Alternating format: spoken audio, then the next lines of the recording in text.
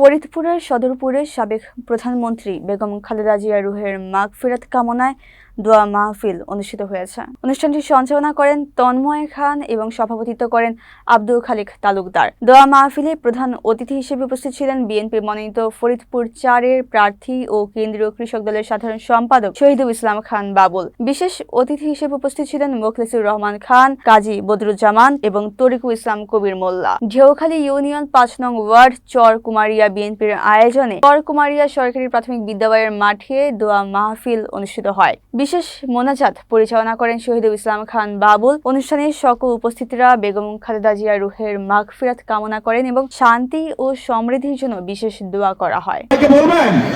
আলহামদুলিল্লাহ, আপনারা যে কথা বলেন আপনারা কিন্তু সেটা করেন, আমি জানি। হয়তো পুরুষ মানুষ একটু এদিক ওদিক করে, কিন্তু নারীরা কিন্তু এটা করে না, ঠিক না? ঠিক কিনা?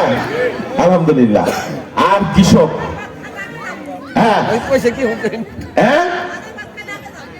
একদম একদম ভোরবেলা 7:30টায় সবাইকে নিয়ে যাইতে হবে ইনশাল্লাহ।